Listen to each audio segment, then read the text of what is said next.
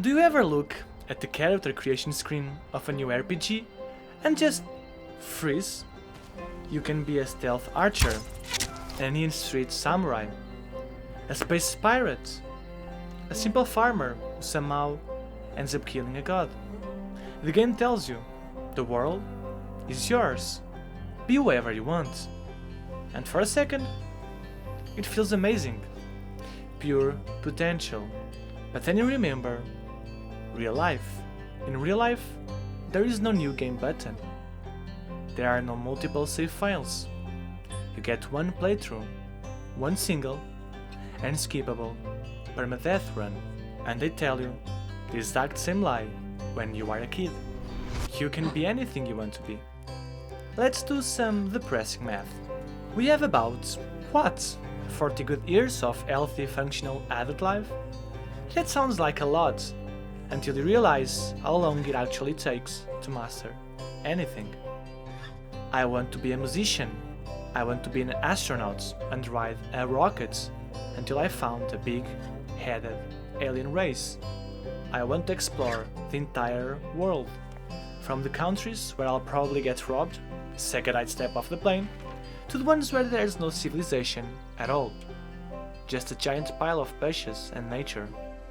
And maybe own a bakery. I have 1,000 dreams.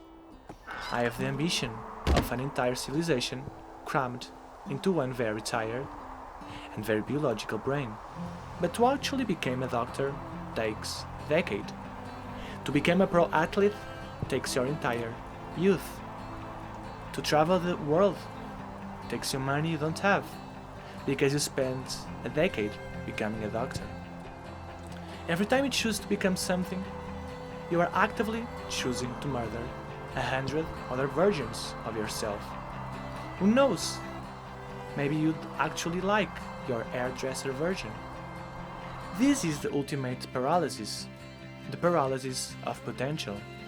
If I commit to one path, if I choose one career, one city, one skill, that's it. I have locked in my build. I can respec my stats at level 30 without destroying my life savings. And let's just say my Skyrim action figures don't pay for themselves. So what do a lot of us do? What do I do? Nothing. We sit in main menu, we refuse to pick a class, because as long as you don't choose, you haven't failed at anything yet. As long as you don't start, the fantasy of being an astronaut is still technically alive in your head. It's hilarious in a twisted way. We are so terrified of missing out on everything that we end up experience absolutely nothing. We just sit there, scrolling, watching other people play their characters. People talk about freedom like it's this beautiful, weightless thing. The world is so big to explore. But freedom is heavy, it's exhausting. And in this case, it's not exactly freedom. If I was born a peasant in the 40th century, I wouldn't have this crisis. I'd be a farmer. My dad was a farmer. My son will be a farmer. My biggest life goal would be not dying of the plague on Tuesday. Simple, clean. Well, cleanish. They did take baths, for those who don't know, but hygiene was pretty rough. Even so, there is no anxiety about whether I should have started a podcast. But we have the internet. We see the top 1% of humanity succeeding at our dreams every single day in 4K resolution. Depending on your internet speed, we are constantly reminded of the lives we are not living. The world is too big and we are too small, and the clock is just ticking loudly. So what's the fix? There isn't one, not a magical one anyway. You just have to accept the tragedy of the human condition.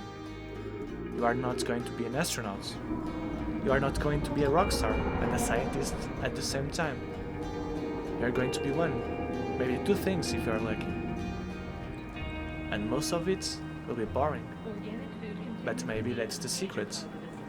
Picking your boring choosing the specific grind you can actually tolerate. You pick one path, you mourn the 900 other lives you didn't get to live, and you try to find some quiet, stupidly, simple joy in the one life you did choose, even if it's just enjoying the of your computer in a dark room, while the rest of the world rushes by outside. I'll take that for now. This brings me to a comment someone left on one of my videos. It said, a playthrough of being an NPC in Riverwood is actually quite wholesome, and think about that. In a game where you can yell at dragons, absorb their souls, and be the great hero of prophecy, some people would rather put on plain clothes, chop wood, and go to sleep at 8 PM. Why? Because the real world already demands that we be the Dragonborn every single day. You have to be successful, you have to pay the bills, be productive, know what's going on in the economy and in politics. It's exhausting. Sometimes the biggest luxury isn't saving the world, it's not having the pressure to save it. It's just being the guy sweeping the porch at the inn, whose biggest worry is if the village chicken got killed. There was another comment that really stuck with me. Someone said I was diving headfirst in nihilism, that life is just a blink of an eye. Yes, but that the void is no reason to be sad. The void is a blank canvas. It's dark, but think of the colors your brushes can add it. And you know what? That guy's totally right. We look at the lack of cosmic meaning like it's a tragedy. Oh no, the universe doesn't care about me, and I don't have a great destiny. Thank God. Imagine the pressure if the universe was always watching you, judging your breakfast choices. At the end of the day, games like Skyrim aren't just pure escapism from a boring life. There is a reason the music in these games makes you feel so nostalgic, and at the same time, a little lonely. Like one of you said, still, I like going to the inn and hanging out there after a long day or quest. And that's exactly it. It's okay to feel lost in the main menu of life. It's okay to pick a boring class. It's okay if you're not hero of the story. As long as at the end of the day you have your own version of an inn, a place, virtual or not, where the music is good, the fire is warm, and you can just put the control down and breathe.